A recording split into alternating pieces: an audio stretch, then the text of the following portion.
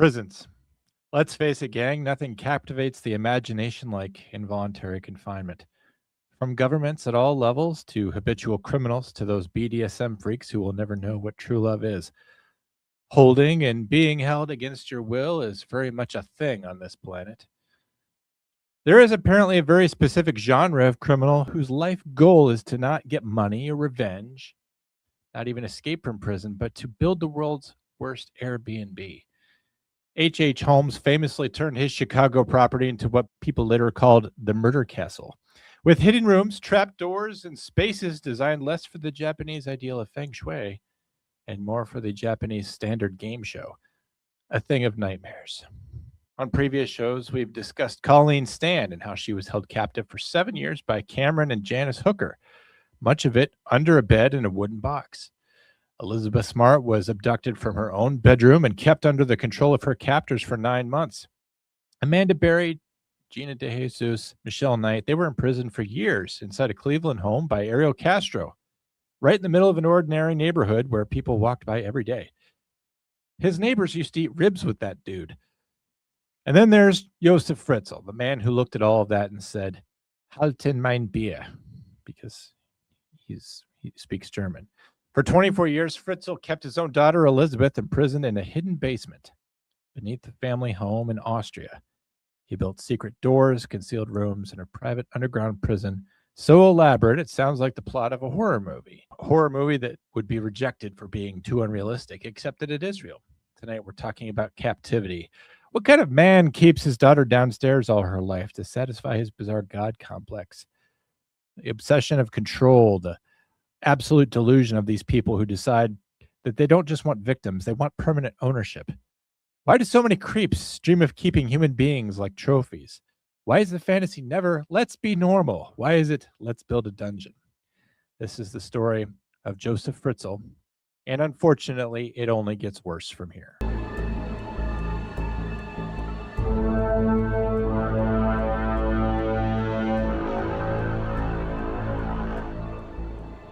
I'm John. I'm an actual 911 dispatcher. I'm joined, as always, by my ex-wife, Kendra.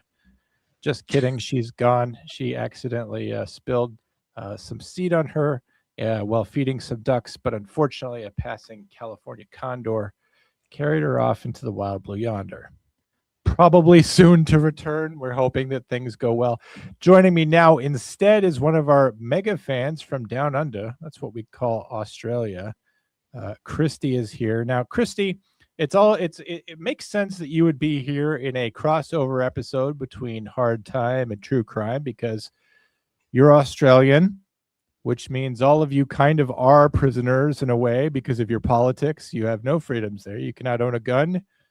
You are not allowed outside after 8 o'clock, and you all wear matching uniforms.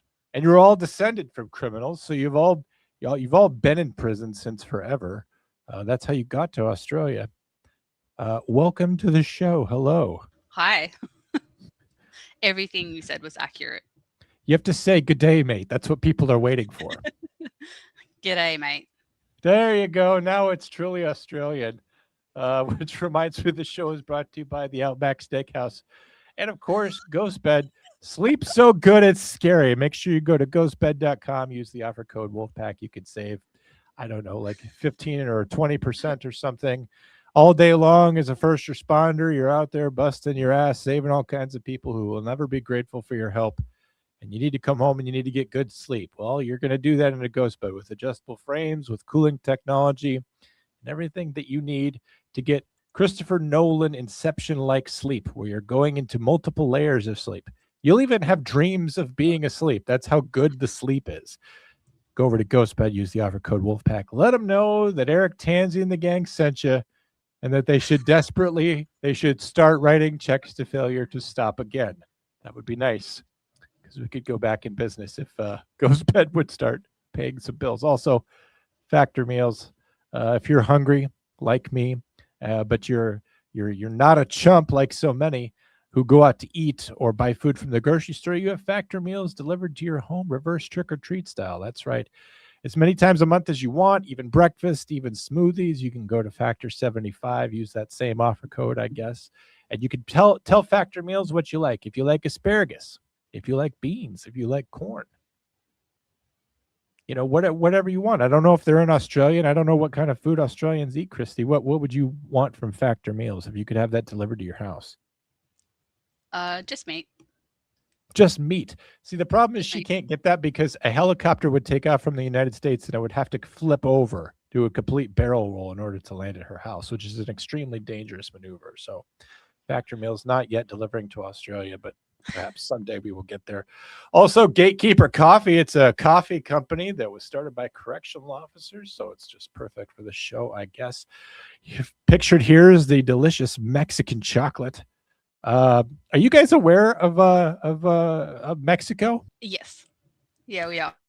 But Mexico's We were probably not as important to you as it is to us, right? Because it's not a neighbor of yours. No, but we refer to Victoria as Mexico because they're south of the border. So Yeah, isn't South up there though? So I mean, we have no idea what it could possibly mean. it's upside down here. That doesn't explain it at all. What's funny is that you'll a common American will talk about Mexico a lot because we see Mexicans and we're nearby Mexico and we love Mexican food. But down in Australia, Mexico's just a random country. It's like someone mentioning Lithuania. Like, why would anyone even bother to mention Mexico down there? I mean, how could they possibly be prevalent in your culture? You guys are like obsessed with like what? India, New Zealand, those crazy Antarcticans who are always, swimming up and violating your borders. Those got to be the guys that you're most worried about, right? Yeah, well, they like this country, so Antarcticans do? they're Indians and New Zealanders, and Have you ever met an Antarctican? not that I'm aware of. That's pretty strange. Show's also brought to you by Brawny. Have I ever met an Antarctican? Yeah. Well, no, there's no native-born Antarcticans. That's the joke. Oh. Well, how do you expect me to know that? I don't know, because Antarctica is your Mexico. I thought that you would possibly know that. No. Look, I'm not coming on here for geography lessons. We'll skip past the geography lessons, and now that we have all the fake bills paid, we could get into this case. It was something that was brought to my attention by you, but it was fairly interesting. It started the year we were born, all the way back in 1984. I mean, that's when the case that we're talking about started. Of course, Josef Fritzl was up to quite a few bad things before that, but we're talking about this case because he locked his daughter in the basement in 1984? Is that right? Yeah, in August of 84. She disappeared, and that's where he put her. But the case goes back a little further than that. Yeah. Josef Fritzl was born in Austria, which is not to be confused with Australia. Austria is kind of like if Australia and Germany had a baby, is what Austria would be. Do you think that's pretty accurate? Very accurate. Anyway, he was born in Austria back in 1935. Contrary to what you see in Sound of Music, the Anschluss was Austria voting 99% to join Hitler in the Third Reich. They were not invaded. They welcomed Hitler with open arms, as we all should have.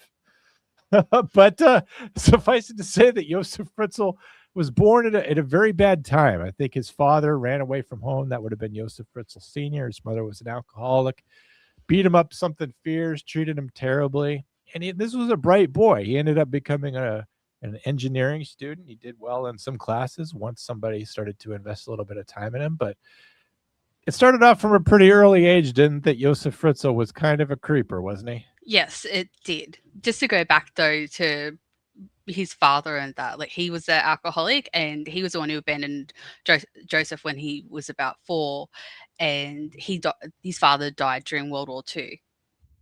And so he was raised by only his mother, and accounts describe her as domineering and physically abusive, but he later spoke about her in conflicting ways, sometimes calling her the best woman in the world and other times alluding to a very enmeshed, controlling relationship. Have you ever heard the old saying, a boy's best friend is his mother? Was yours? Oh my God, no. That's a line from the movie Psycho, where Norman Bates has an incestuous relationship with his mother, and of course, spoilers. I know you probably haven't seen the movie, and I'm ruining it for you, but he keeps his mother's corpse up in the attic and routinely not only talks to her but impersonates her so that she is kind of still alive in his mind. He's a little bit psycho, as you could guess from the movie. But my mom was she was more neglecting than she was abusive. There was some abuse in there, but I want to just make it perfectly clear that a major difference between a guy like me and Josef Fritzl. Josef wanted to bang his mom. That was a thought that has never occurred to me at all. So, podcast listeners, rest assured that you're in rather unpsycho hands here. That was never anything that I wanted. But he started this really abnormal development, this unusual psychosocial tendencies at a very young age. He was what we would call peeping Tom, or what they called a lurker in Austria. What do they call it down there? You probably call him a Kuala down there, right? They probably have some crazy name with a Z in it, right? Yes, you're really good at this. Like I couldn't even think of it off the top of my head, but you totally jogged my memory. What do they call him though? Yeah, peeping Tom. Peeping. You don't have a special name for it? Not that I'm aware of. Oh, you should. You're supposed to make something up. I would have totally believed you. You know, that's the thing about Australia, is that everything there's so crazy that you could tell us anything, and it would appear to be true, just because of the way that things are down there. But so anyway, Josef Fritzl, he told a story. He said that things were strict and abusive there, but he got married in 1956. He married his wife Rosemary, who's got to be a real saint of a woman if she's going to marry this guy. And they eventually had 7 children together, including Elisabeth, who was born in 1966. In 1967, he was convicted of a young woman at knife point and served part of an 18-month sentence. How can you just skirt past that? You're just going to like list one of the worst things that he did before capturing his daughter. You're just going to skirt right past it. Yeah, he committed forcible rape at knife point, went to prison for a year. But anyway, after that, I thought this was one of the most interesting things about this case, if I may. Yeah, go for it. So he's a peeping Tom. He's lurking. He's sneaking after women. But he breaks into this. I think she was a nurse. Breaks into her house at knife point while her baby's laying in the bed next to her. Her. You know, it's a terrible crime. At least in the United States, it is. I guess I don't know how people feel about it internationally. Yes, especially forcible. It's one of the worst crimes there is. But in Austria, apparently, not a big deal. 12 months for that in probably a low security prison. But the interesting thing about this, first of all, his wife stands by him the entire time. I think you would think that any self-respecting woman would be getting out of there in a hurry. But in Austria, the complete opposite of the United States, and this will be something interesting I want your commentary on. In Austria, after something like 12 years or 15 years or some amount of time like that, crimes like these just fall off your record and you're essentially forgiven. Now, in the United States, like they'll keep track of your driver's history for like 10 years, and then after that it disappears. Like no one remembers that I once ran a barricade. Like that has been forgotten to time as far as the criminal justice system is concerned. In Austria, they forget about it. Down in Australia, down under, you guys don't have registered sex offenders, do you? I mean, you have sex offenders, but you have no registry down there, right? No, there's no registry, and they're entitled to their privacy, apparently. So. Can you explain to me how it works? That's as much as no. They don't release a registry so that they can't be targeted by everyday citizens. So I don't agree with that. I think I think we should know. I think we should know whether we're living down the road from, a sex offender. And, I also don't think they should be put into normal, everyday neighborhoods either. So, yeah, I like how you guys do it, and that there is a registry and that you can keep an eye on those kinds of things. Is the primary reason the reason why you guys don't do it is because you are worried about reprisals from the public? You're worried about mob justice going after these guys even after they've been adjudicated, because that doesn't happen here. We have a lot of sex offenders. We have a sex offender registry. Some people don't even check out their registry. They don't even know where the dangerous people are in the neighborhood. I would say most people don't do that. We have some scammers and things like that who will target these people, but generally they're a sex offender, and as long as they're not moving into a school zone and bothering people or failing to be compliant with their registration, it's really not a big deal. So why are you guys worried about it? We're proving that that's not a problem. But that's just the thing. These people are moving into like school zones and whatever else, and then become like going and getting jobs like next to the school, or even I think in South Australia there was cases of sex offenders who'd become like crossing guards. I think you guys call them. We call them lollipop ladies. Um, Do you and see what I mean? There should have been a name for a peeping tom. They should there have. They should probably have is. been. I just They can't should have think been of it called. right now. They should have been called popsicle pandas or something. I don't know. Lollipop ladies. Yeah, because Why? they dress in high vis, right? And they carry a sign that says High stop and go. high So visibility. yeah, high visibility. We could say high vis. You Don't have you a guys say high nickname vis? for everything except what I asked you for. I'll look it up later, all right? You look it up later. All right. Yeah. So anyway, so a strong contrast between the United States, where we track our sex offenders, we register them. Whenever a crime happens, we look them up, we round them up, we see what their alibi was for an offense like this. In Australia, down under, where the boomerangs are, we don't even look at them. No one's allowed to know about that. But in Austria, home of being really down with Hitler, they they bring in they just forgive it. They forgive people for committing. It's not a problem. It's probably not that way anymore. But in 1935 up through the 50s, when he was doing this stuff, it was no big deal.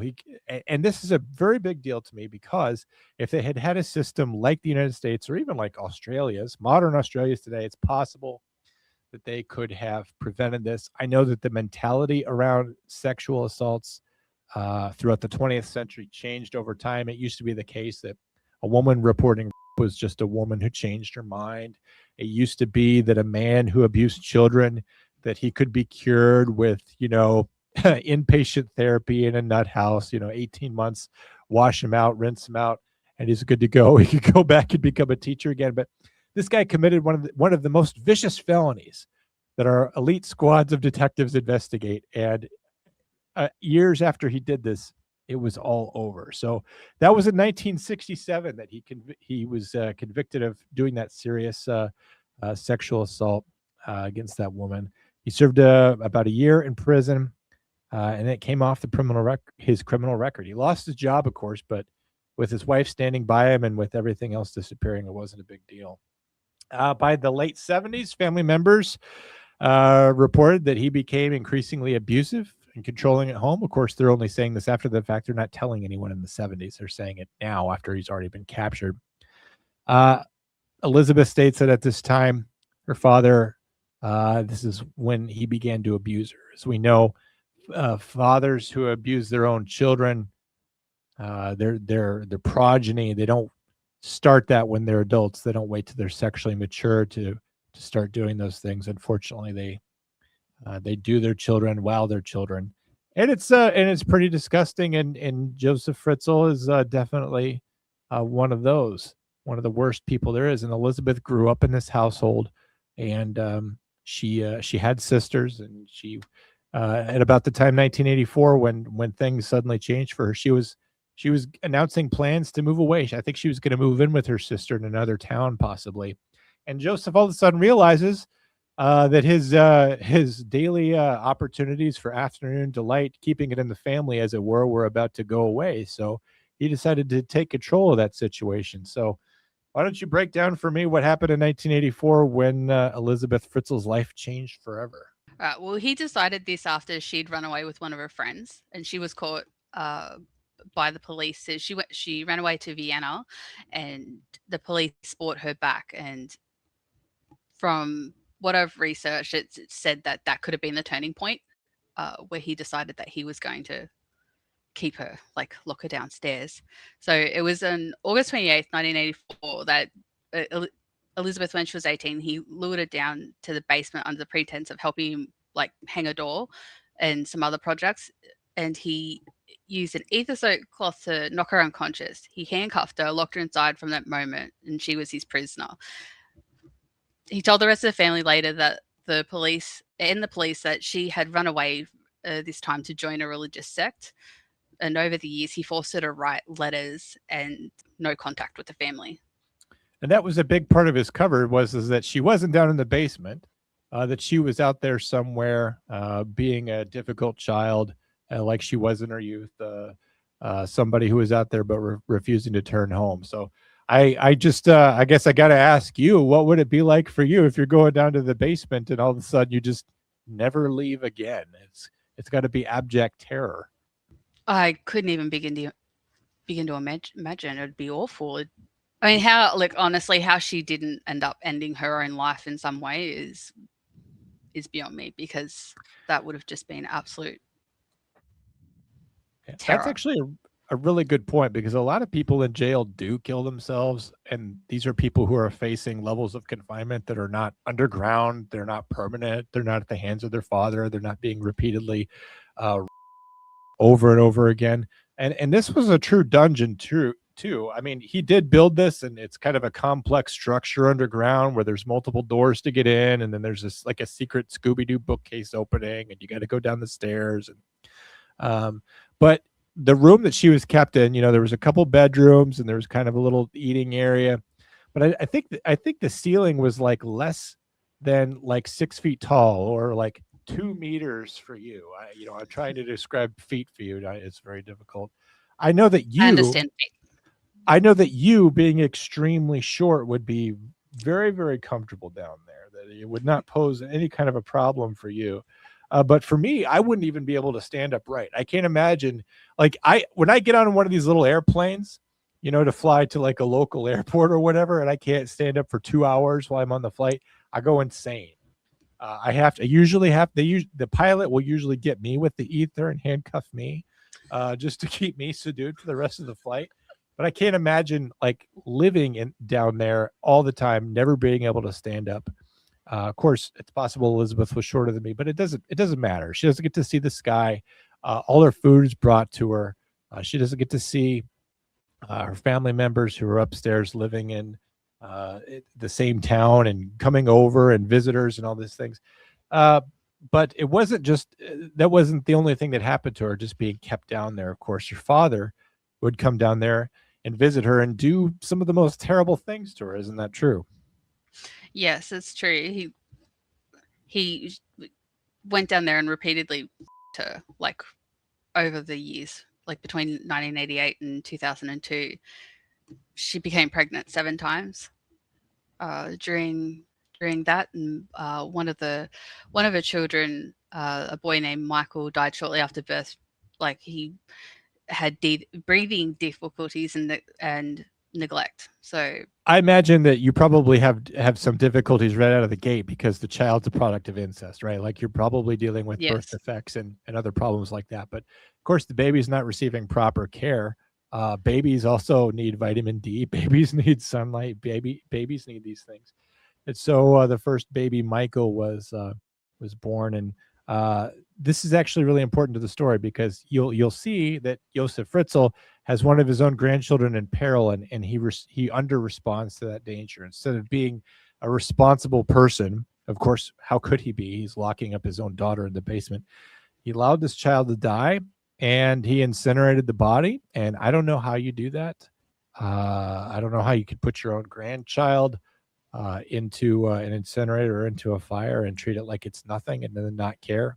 Um, as if we didn't have enough proof already that he was a monster. I think that that's definitely more proof. To say nothing of the fact that he did that to his own daughter in the first place. And uh, what were those 9 months or 10 months like down there, where she's down there and clearly impregnated with her father's child? I mean, how do you survive that? How do you survive the psychological torment of knowing what's growing inside of you and how it got there, and um, how you have no hope at all, because the situation is ever unending. I mean, your own father's abusing you this badly. How do you have hope that this is ever going to end? Because if he did this in the first place, he's obviously he's obviously just evil and it's never going to change. So, how do you keep going in the face of that? Like you mentioned earlier, it's sort of amazing that she didn't harm herself and all that. But you mentioned that that this happened at least 7 times. That she had several other children. Yeah, the other 6 did survive. Out of the 6 children, 3 of them were taken upstairs to live a normal life. Fritzl told his wife that Elisabeth had basically dropped him on the doorstep and asked them to look after him, and she was still away at her cult or a sect. And the wife, Rosemary, she accepted him and raised them as grandchildren. Yeah, I don't know how you just I don't know how you just I don't know how you just accept that either. These are my grandchildren and they were just dropped off.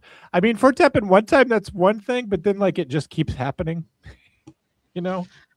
I honestly don't know how she didn't question it more. Like, and from the research that I did, apparently she had no idea, but I don't Do know you how think she didn't.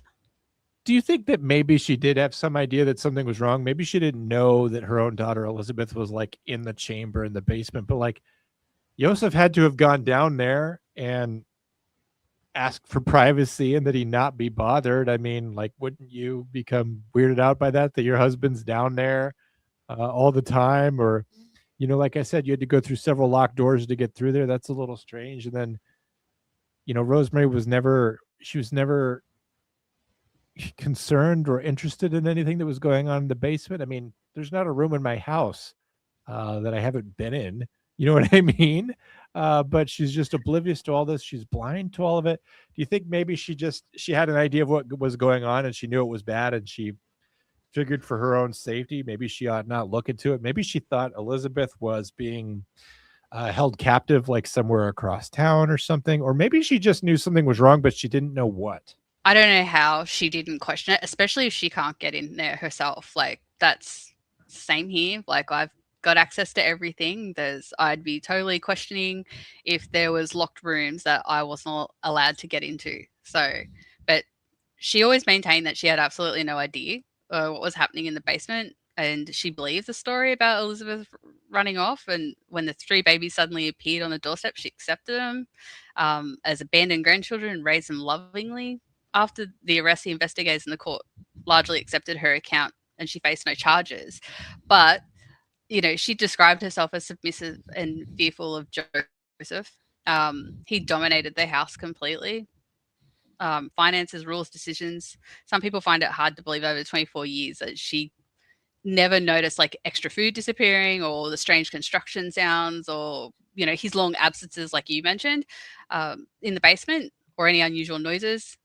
And critics talk about possible willful blindness or a deep denial, common in deeply abusive and controlling relationships.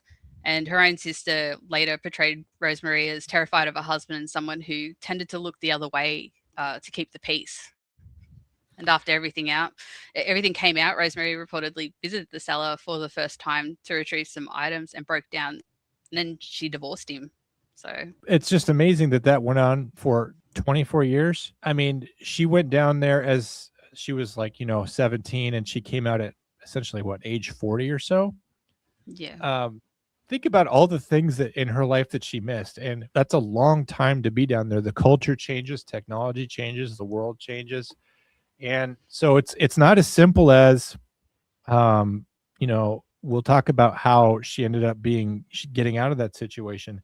But coming back to the world is a world that you don't recognize, a world that you don't live in anymore.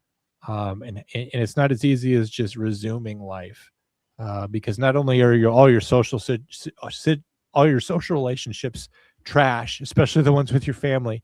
You don't have friends. You don't have a place to go. She did educate her children down there, but she doesn't have a job. She doesn't have a way to do these things, and she's bearing all this significant trauma and psychological problems.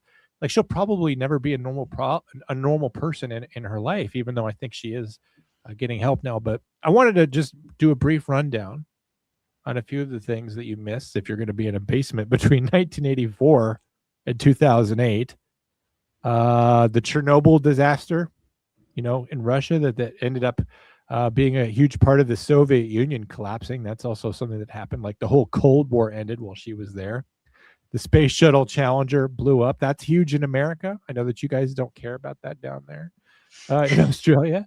Tiananmen Square, the protest there, that's something that was major that happened. The whole Gulf War happened. The Oklahoma City bombing happened while she was in the basement. She's locked down there. The death of Princess Diana, that happened while she was locked in the basement. Columbine High School shooting, that happened while she was down there. September 11th, she's still down in the basement. The war in Afghanistan, she's still down in the basement. That big tsunami that killed all those people in Japan and in the Indian Ocean, something that maybe affects Australia, I don't know. That happened in 2004. She's still locked in the basement. Hurricane Katrina, that was big news in the United States. She's locked in the basement. Barack Obama being elected, she's still locked in the basement. She doesn't get out until after Barack Obama is elected. She's down there. She missed all of the Clinton years. She missed the Bush years. She missed all of that. That's how long she was down there. So the world that she left and came back to is just completely different, and it's just hard to believe. She was essentially down there since right after you were born and before I was born, and she's coming up after I got out of college. I mean, it's just insane, right? It's crazy. But apparently there was a TV. She did have a TV, but Fritzl would cut the power at times and for I think weeks at a time. So I don't know how much she missed, or even if that was what do you call it, like monitored, like if she could only watch like one station or something like that. So I think that's it's still not enough. It's still not like it actually experiencing the world. no. If anything, it's actually kind of worse because now you're seeing a world that you can't go out there and touch. You can't be a part of. As a woman, especially maybe like you can't take part in the changing fashion trends. Like obviously things changed a lot between the 80s and 2008. But she's not a part of popular culture. She's not a part of these things. That she can only see a little bit of the world changing. But she can never go upstairs and be a part of it. It's a living death. It's like being in a tomb, and it's buried alive. It's really, really horrible that she was down there for 24 years, and I don't think any of us really has the capacity to imagine what it's like to be.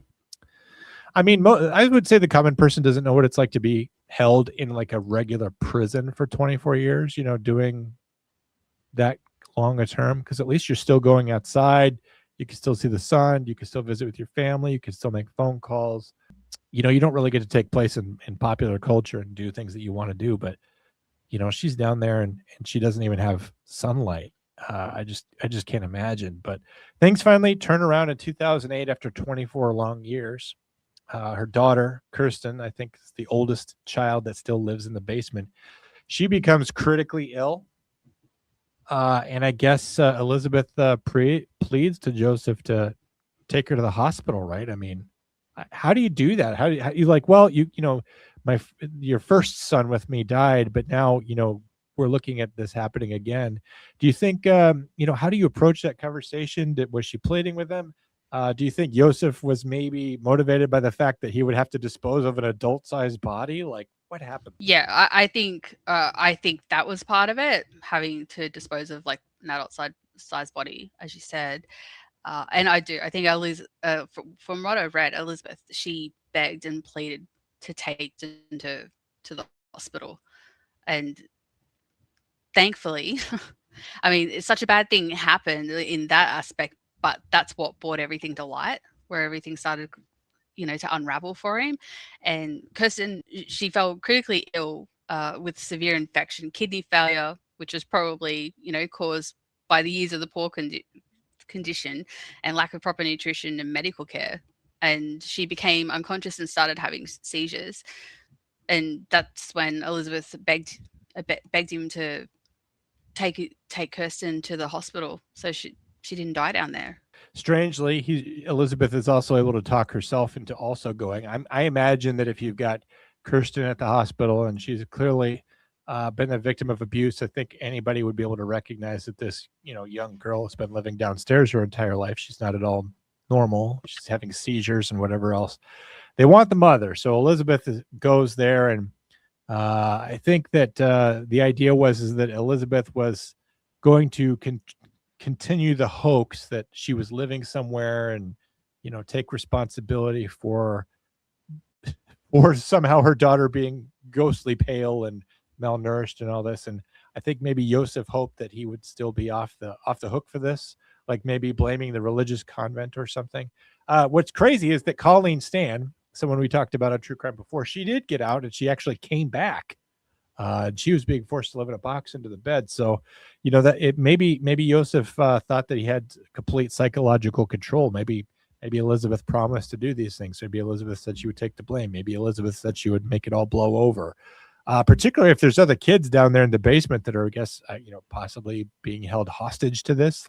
I don't know. You just have to wonder how Elisabeth kind of talked herself out of that situation. And of course, she's at the hospital, and the cops want to talk to her, and she tells them everything. She's like, "I've been, I've disappeared, all these years ago, but I've actually been in my father's basement this entire time." I'm going to tell you that most cops would probably have a hard time believing that, but I think they would probably come to believe it pretty quickly, because how can you dispute that evidence?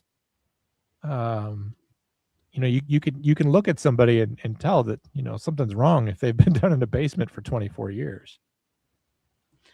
Yeah, well, the reason why he brought her to it is because doctors became suspicious, and like the way that Kirsten was, like with the signs of consistent long-term confinement and neglect, there was no medical records for her or anything like that. So they appealed to the public, and they did news, like TV ads or news releases, asking for the mother to come forward, because Fritzl had told them that uh, the Kirsten was an abandoned grandchild by the mother, and that's when they became suspicious. So thankfully there was such a big broadcast of it.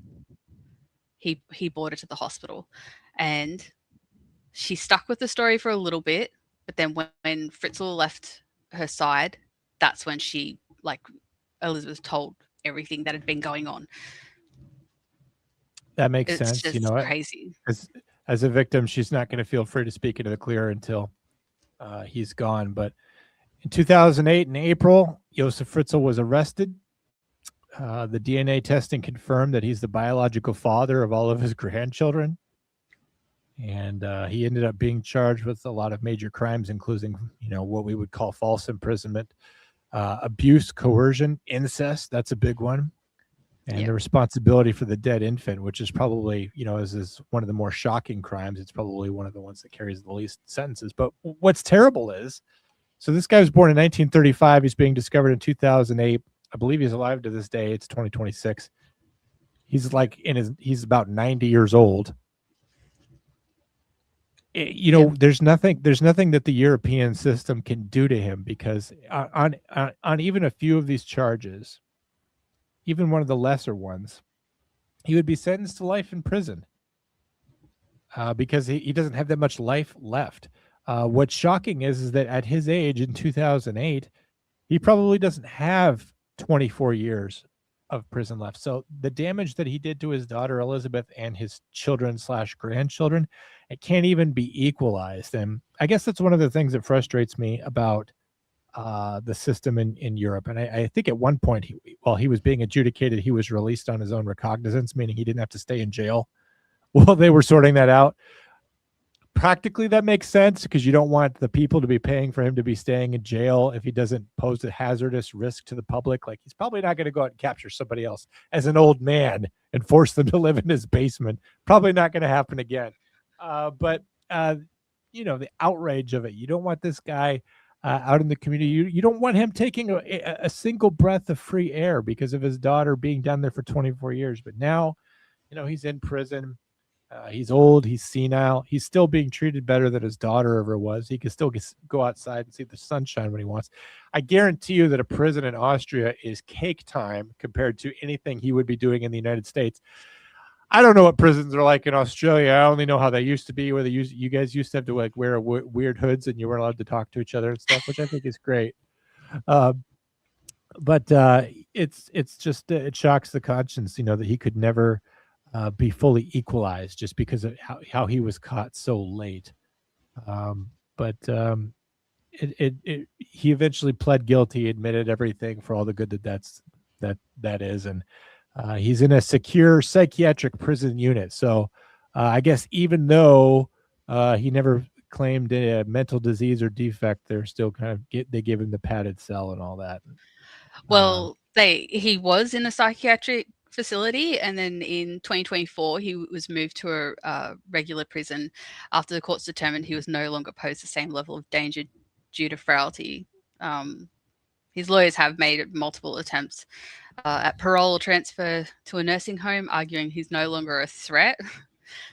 Courts have rejected these bids so far, citing ongoing delusions, aggression towards family in his statements, and the inability to prove he's safe for release. So he's still aggressive towards his family, huh? apparently, but he's being diagnosed with dementia, so that could be part of it as well. But I think I he get was that. already, yeah.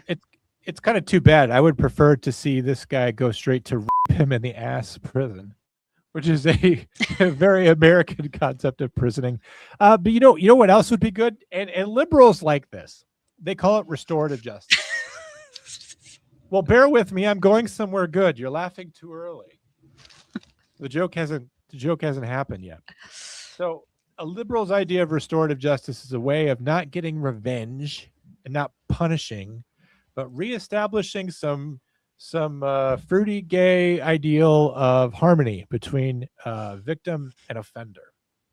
I think that Josef Fritzl should be released to the custody of his family, and that he is a old man and he probably doesn't smell good, and they should probably beat him up a bit. I mean, old people are often mistreated. It's called elder abuse in this country anyway, where they're often not treated very well. They get bed sores and they don't get turned, and Matlock comes on and no one puts it on the TV for them.